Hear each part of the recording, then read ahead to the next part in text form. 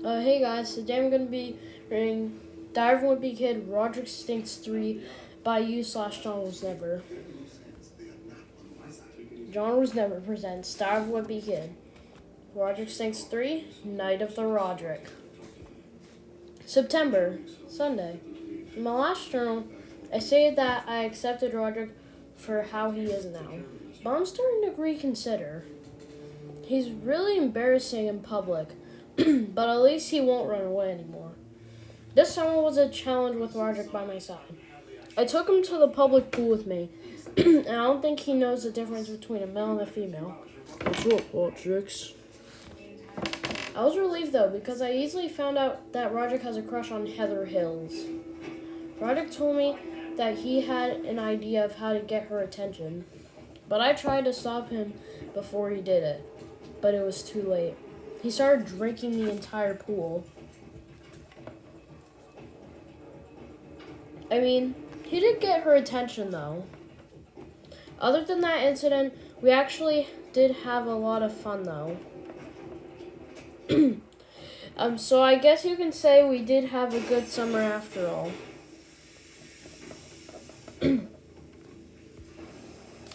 Even though I had a Rodrick-filled summer, there's one accomplishment that I want to bring up, is that Riley finally accepted my apology about what happened in May. Help! Flashback. So I can't wait to see Riley at school. Oh no!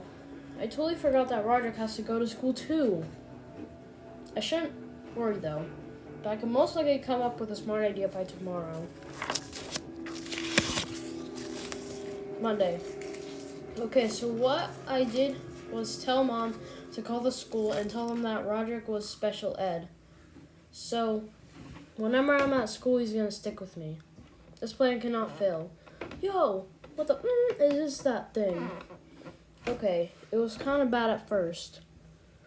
Rodrick was pretty useful when he's in class with me, though. He's really good at cheating for me. Unfortunately, Patty Farrell caught us in the act and tried to snitch on us. Thankfully, when no one was looking, Rodrick handled it. Teacher! Wham! She was out cold. Serves her right. Also, she was sent to detention because the teacher thought she was sleeping in class. For the rest of the day, everything went smoothly until we ran into Leon Rickett in the hallway. Bro, aren't you 17? Actually 16?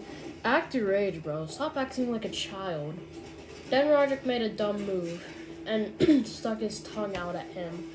That's one way to make a bully mad. That's when Leon challenged Rodrick into a fight. Right there, right then. Wait, stop! Pow! Knockout! I can't believe I'm saying this, but Rodrick actually beat Leon. Everyone was cheering for him. Tuesday. Rodrick is basically ruler of the school now. No one wants to get on his bad side, so everyone treats him like a god when he walks into a room. Hello, sir.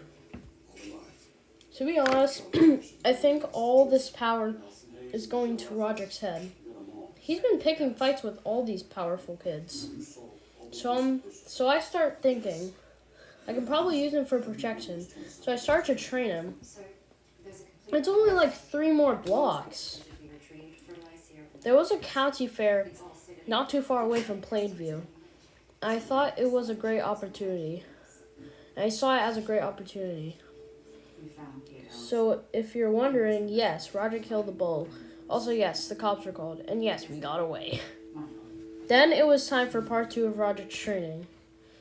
I was gonna have Rodrick fight some of the baddest kids in Plainview. There was a group of wild kids in the woods called the Mango Kids. They would always threaten me and Riley if we had gotten too close to the woods. If you come near our woods again, Meckley's gonna get you. I heard the leader is this kid named Meckley. He doesn't even look like a kid though.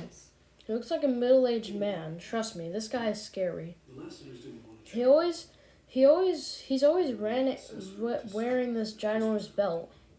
This kid in Plainview actually leaked this video of Meckley murdering some of the lower Surrey Street kids. So Rodrick versus Meckley would be a legendary matchup. Wednesday. Today after school, the first thing I did was take Rodrick down to the school where the Mingo kids were. Before they could start fighting me, I told them that Rodrick wanted to do a one-on-one battle with Meckley. So they actually got him. I actually started to regret bringing Rodrick here until Rodrick stole Meckley's belt. Yeehaw! Dance, you little chipmunk, dance. Meckley promised not to mess with us again, and he ran off. Rodrick won.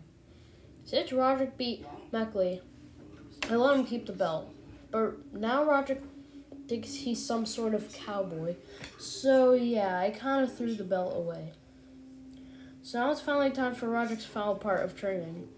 I'm going to make him fight the most evil, despicable, dastardly, scariest person in all of Plainview. Nasty Pants. We wasted no time getting to Nasty Pants' house. We knocked on a door and he answered. Rah.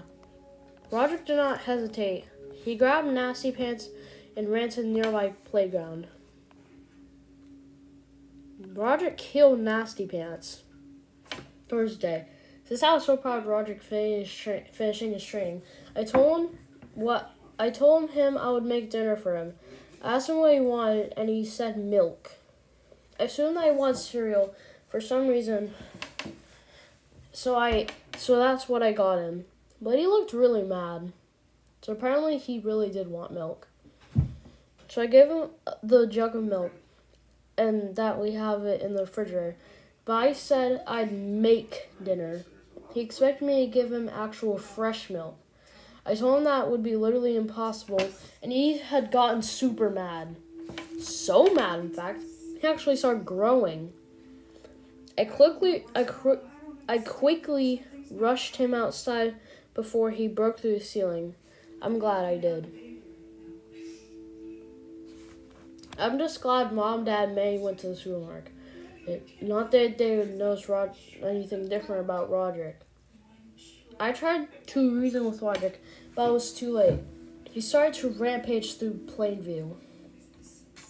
I almost passed out chasing Rodrick downtown. It's not every day you have to chase your gigantic, cartoony, rampaging older brother.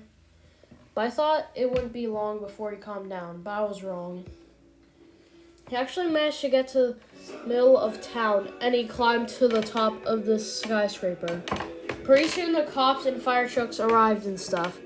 The firefighters tried to convince Rodrick to stop, but it didn't exactly work. Please, get down. Huh? Splat.